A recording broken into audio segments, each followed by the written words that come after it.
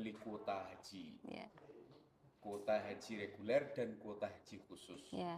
Emang boleh ya kuota haji reguler dijual ke kuota haji khusus? Oke. Gue jelasin ya. Oke, Pak. Oke, yuk. Nih gue jelasin ya, biar kalian nggak misinformasi dan termakan fitnah dan hoax.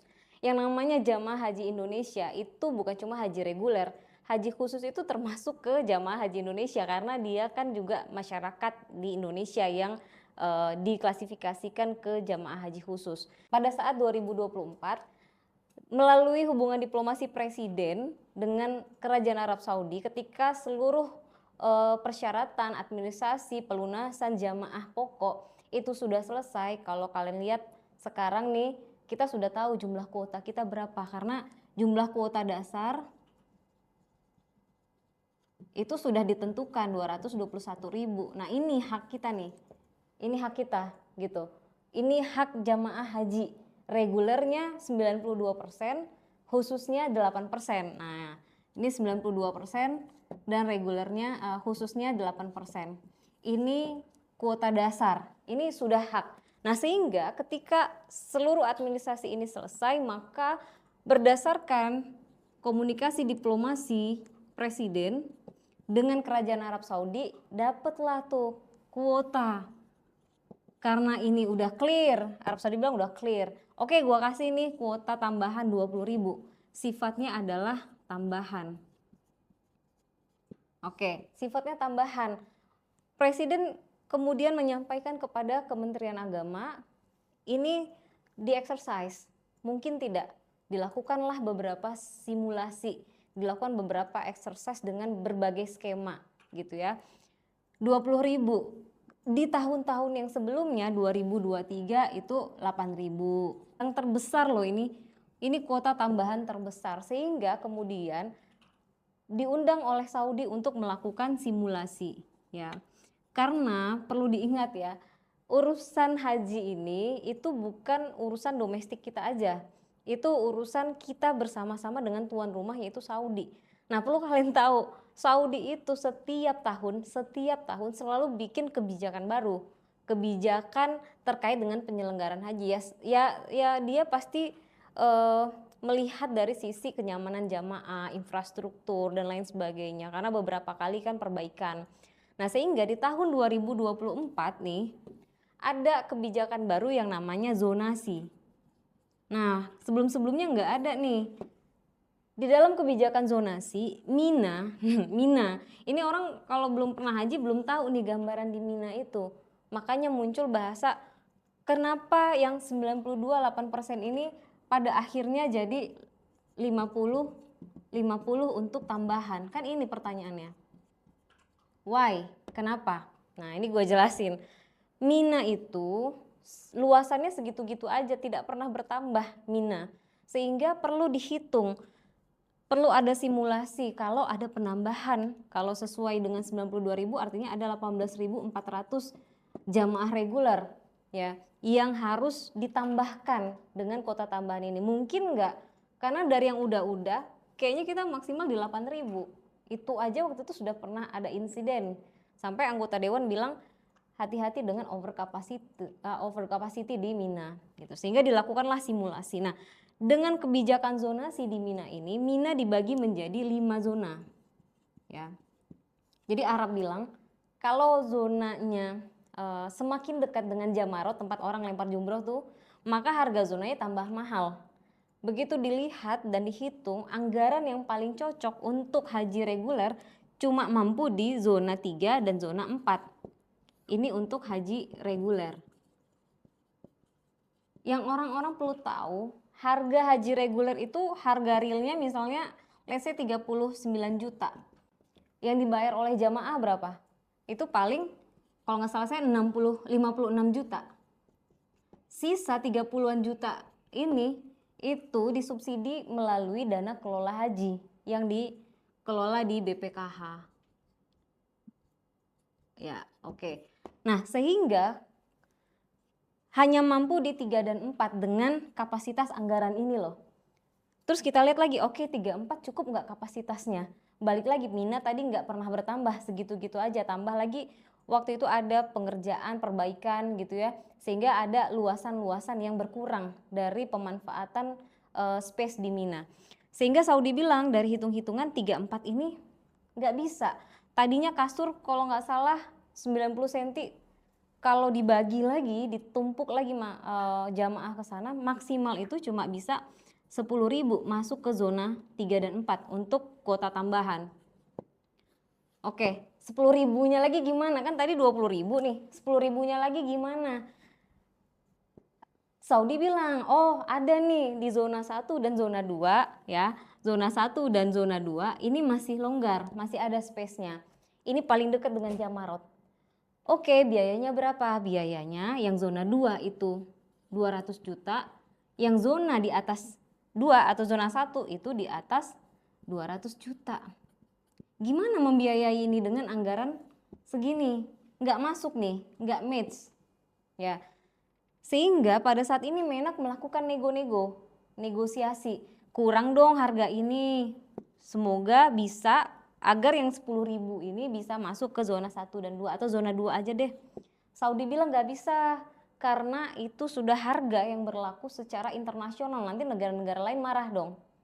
Ya, jadi dari situasi ini maka hanya bisa dimaksimalkan kepada zona 3 dan 4. Karena kalau memaksakan di zona 1 dan 2, maka resikonya adalah yang pertama, dana pengelolaan di BPKH akan terkuras. Kalau jumlahnya 18.400, maka harus menguras dana di pengelolaan BPKH sebesar 380 miliar.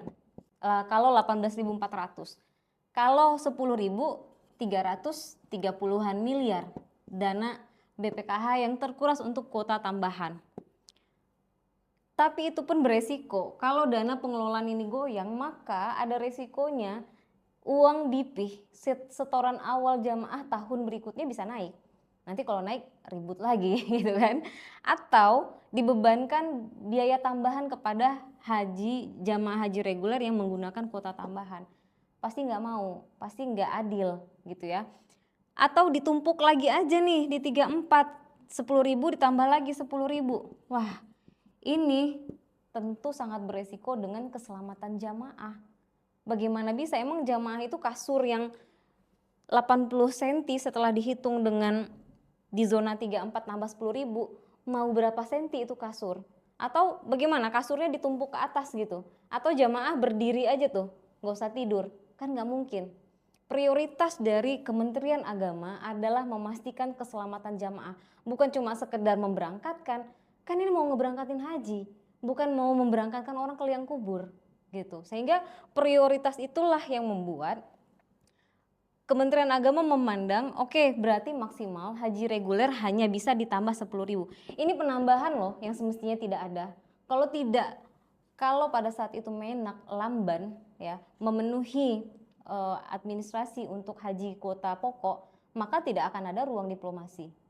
Nah, kalau tidak diupayakan oleh Kementerian Agama, maka kuota ini pun tidak akan muncul. Sehingga itu bentuknya tambahan, bukan hak seperti yang orang-orang sampaikan. Kebijakan yang dilakukan membuat antrian menjadi tambah panjang, tidak ya. Kemudian karena 10.000 lah daya serap dari jamaah reguler itu yang sudah terbaik memperhatikan keselamatan jamaah, maka pertanyaannya bagaimana kuota tambahan yang 10.000 lagi? Apakah dibuang saja? Di tahun 2023 ada kuota tambahan 8.000. Saya kalau tidak salah dengar sempat ada tawaran kuota tambahan 10.000, tapi dibuang. Memang waktu itu sudah last minute banget dan tidak mungkin lagi dilakukan penyelenggaraan untuk kuota tambahan lagi. Nah, pada saat ini apakah kita harus membuang kuota tambahan yang ada? Balik ya yang tadi saya bilang, haji Indonesia itu, jamaah haji Indonesia bukan hanya haji reguler. Haji khusus juga adalah jamaah haji Indonesia. Maka pilihan terbaiknya pada saat itu 10.000 ini dimanfaatkan untuk jamaah haji khusus. Kenapa? Mungkin kita tahu ya, banyak banget haji-haji yang mereka ambil jalur-jalur pribadi. Karena mereka lihat jamaah haji khusus sekarang antriannya udah 7 sampai 9 tahun ya. Kadang paling cepat 5 tahun. Sementara haji reguler bisa puluhan tahun. mereka ambil furoda itu juga terlalu beresiko gitu ya, harganya tinggi, beresiko, dan dia memang bukan tanggung jawab Kementerian Agama. Visanya aja furoda itu adalah visa dari Saudi langsung. Kalau kita pernah dengar ada visa-visa ziarah, visa-visa haji ilegal, itu karena mereka tuh mencari jalan. Udah nggak ada fasilitas dari negara nih, yang ini mahal dan lama. Kayak kalau mahal dan tidak lama mungkin menjadi pilihan. Sehingga memfasilitasi haji khusus ini dengan memanfaatkan kuota yang memang sudah ada berdasarkan kesepakatan dengan Saudi, itu adalah langkah terbaik. Kenapa begitu? Ketika simulasi ini dilakukan bersama-sama dengan Saudi, maka hasil simulasi ini dituangkan di dalam bentuk MOU, ditandatangani bersama. Muncul itu bahwa for the bestnya memang 10.000 di haji khusus, 10.000 di haji reguler. Itu sudah yang paling maksimal, karena kalau tidak, Saudi pun sebagai tuan rumah juga tidak akan firm dengan kuota 20.000 ini.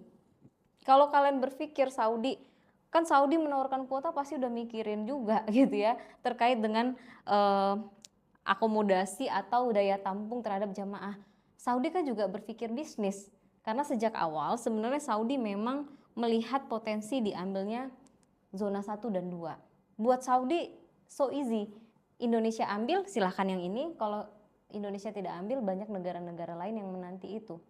Kemudian kalian nanya, boleh nggak? Dalam situasi seperti ini sangat layak kalau Kementerian Agama memiliki diskresi untuk mengambil keputusan, bahwa ada aspek-aspek teknis terkait zonasi harga yang tidak mungkin diakomodir, ada aspek-aspek space daya tampung Mina yang tidak mungkin dipaksakan lagi ditambahkan 8.400 jamaah. Pertanggungjawaban yang paling utama dari Kementerian Agama adalah keselamatan jamaah. Pada akhirnya MOU ini dituangkan dan dijadikan konsideran atau dasar pertimbangan dalam membuat KMA nomor 130 tentang kuota haji tambahan ini. Ini adalah produk hukum, guys, berdasarkan diskresi yang dimiliki oleh kementerian dalam situasi yang seperti ini. Apakah daya serapnya udah nggak bisa ditampung? Terus apakah ini dibuang aja? Dengan kita selalu berasumsi buruk bahwa sebuah kepastian itu kuota 50-50 udah pasti ada kong kali kong, wah ini udah pasti emang sejak awal jual beli. Harus dipisahkan bahwa Kementerian Agama memiliki dasar pertimbangan yang kuat dari sisi aspek hukum, aspek teknis, aspek kemanfaatan, dan aspek keselamatan yang utama. Ini adalah the best skema ya, skema terbaik. Bahwa dalam penyelenggaraan ini ya, kita nggak usah ngomongin penyelenggaraan haji yang melibatkan puluhan ribu jamaah ya, dalam urusan di RT RW aja pasti ada yang main-main ya, dalam di urusan setiap event ada aja yang main-main. Bahwa di dalam kegiatan ini ada yang mengambil keuntungan secara melawan hukum proses, tetapi bahwa yang saya ingin sampaikan, pola ini tuh ada situasi yang dihadapkan terhadap Indonesia yang direpresentasikan oleh Menteri Agama, situasinya seperti ini. Ada kondisi yang kita tidak bisa memutuskan sendiri karena urusan penyelenggaraan haji pasti melibatkan kebijakan yang ada di Saudi. Kita lihat bahwa ada penambahan 10.000 untuk jamaah reguler, 10.000 untuk jamaah haji khusus. Apakah itu tidak sebuah prestasi? Kalau kita lihat bagaimana capaian pelaksanaan haji dengan kuota terbesar, dengan pemberangkatan jamaah haji terbesar dalam sejarah Indonesia, 21.000 ya jamaah. Hasilnya gimana? Ternyata menurut data BPS, kalian boleh cek kok, pelayanan dan kepuasan jamaah itu, kalau dilihat dari indikatornya, yang paling rendah itu 71,6 sekian, itu ada di tenda ya, tenda. Artinya tenda ini udah over capacity. Udah 71, dia indikasi yang paling rendah dari semua indikasi data pencapaian jamaah tahun 2024. Jadi keputusan untuk tidak memaksakan jamaah ini masuk itu sudah keputusan yang baik. Saya bingung kalau orang berpikir jamaah haji dirugikan dong. Saya paham kita itu jamaah haji reguler sudah antri berpuluh-puluh tahun, tetapi kondisinya yang harus mempertimbangkan keselamatan jamaah itu ya pemimpinnya, ya pejabat negaranya. Setelah haji tahun 2025 baru selesai pelunasan jamaah dari 25 juta itu 2 bulan sebelum keberangkatan.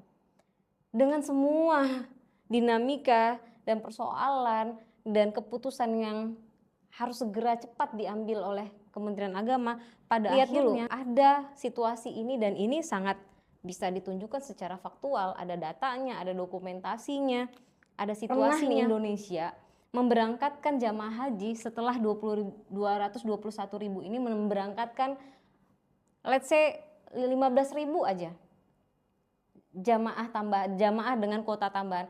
Mungkin masuk akal, tapi kan belum pernah. Ini tuh prestasi. Tapi orang memang kalau udah bicara korupsi, agama, bawaannya sensitif. Ya, gue mau kasih lihat kalian lagi satu hal ya. Ada satu hal fakta juga nih, Haji 2025. Ya, Menteri Agamanya Kiai Haji Nasaruddin menyampaikan bahwa Kementerian Agama tidak berambisi mengajukan kuota tambahan. Ya, kuota tambahan. Mereka bilang Mina itu kan segitu-gitu aja. Justru kalau meminta kuota tambahan, let's say 20.000, bagaimana kenyamanan jamaah? Bagaimana situasi di sana yang ada nanti jamaah bisa chaos dan lain-lain. Dia sampaikan seperti itu sehingga tidak ada memang kuota tambahan di tahun 2025. Hanya ada tambahan untuk petugas haji. Artinya kuota tambahan untuk jamaah itu nol, kecuali jamaah haji, untuk petugas haji. Kuota tambahan nol dengan pertimbangan kenyamanan, keselamatan jamaah. Saya paham kalau ditanya Menteri Agama, kalau bisa nggak ada tambahan, kayaknya nggak ada tambahan karena memang tanggung jawabnya luar biasa. Kejadian tahun 2024 itu hasil diplomasi Presiden dengan Saudi, maka sudah menjadi kewajiban Menteri untuk menjalankan itu dengan skema terbaik. Di sini nol jamaah dengan yang berangkat dengan kuota tambahan. Sementara ada 10.000 di tahun 2024. Kenapa yang ini dianggap merugikan jamaah, ini tidak dianggap merugikan jamaah? Saya rasa kalian bisa menilai itu dengan logika, akal sehat, hitung-hitungan matematis ya, bahwa tidak hanya soal angka-angka memberangkatkan jamaah. Jangan selalu sedikit-sedikit berpikiran bahwa setiap kebijakan itu pasti karena urusan cuan, karena urusan kong kali kong. Sepanjang bisa dijelaskan seperti ini, maka sebuah kebijakan nggak boleh dikriminalisasi. Terkait dengan ada aliran dana, gratifikasi, suap, saya rasa kita semua juga mendukung KPK untuk melakukan penegakan hukum dan mengusut tuntas para pelaku itu. Begitu guys.